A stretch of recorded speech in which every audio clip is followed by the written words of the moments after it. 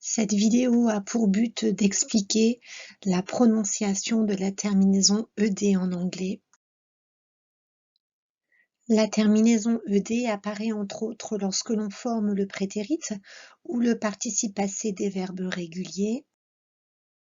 Prenons l'exemple de 3 verbes réguliers, watch, play, visit. Pour former le prétérit ou le participe passé de ces 3 verbes réguliers, il suffit de rajouter la terminaison ED lorsqu'on écrit ces verbes. Là où ça se complique un petit peu, c'est au moment où il va falloir prononcer ces verbes avec leur terminaison. La terminaison ED en anglais ne se prononce surtout pas comme elle s'écrit. Il y a 3 possibilités de prononcer, soit id, soit de, soit t. Revenons donc à nos 3 exemples. Watch va se prononcer watched avec la terminaison ED, play, played, visit, visited.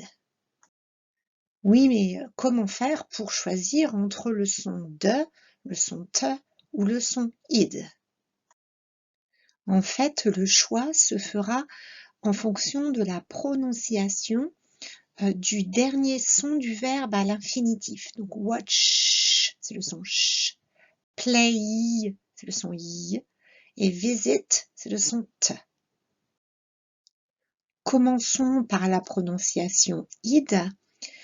Nous allons prononcer la terminaison ed, id, lorsque le radical du verbe se termine par le son de, comme le verbe decide, ou le son t, comme le verbe visit.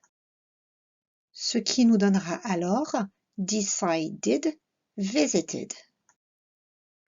Pour les 2 autres prononciations, de ou te, il va falloir qu'on se concentre sur nos cordes vocales.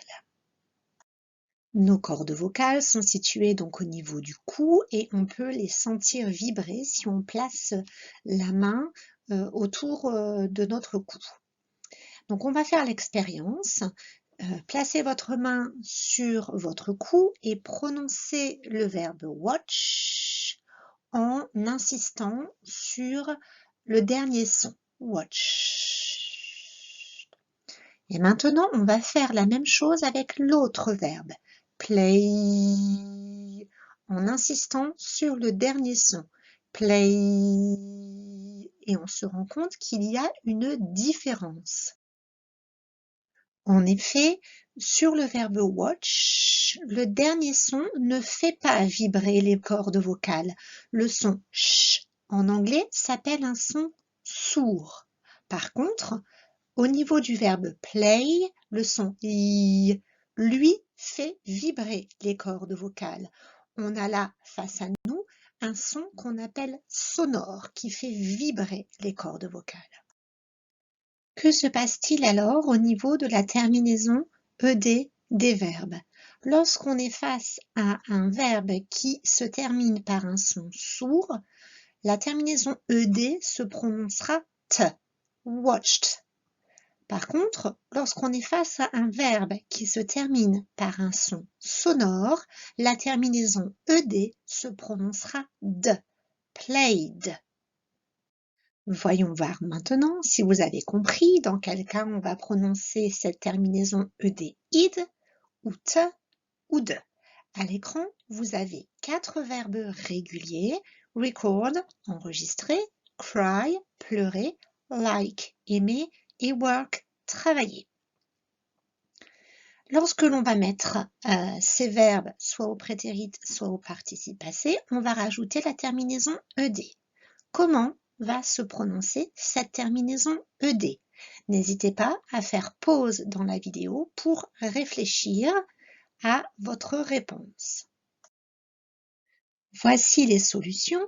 Le verbe record se terminant par le son de, la terminaison ed se prononcera id, recorded. Cry se terminant par un son sonore, la terminaison ed se prononcera de, cried. Like et work se terminant par le même son, qui est un son sourd, la prononciation de la terminaison ed sera donc t, liked, worked. Voici 4 nouveaux verbes réguliers. Love, adorer ou aimer quelqu'un avec des sentiments. Stop, arrêter. Wait, attendre. Et laugh, rire.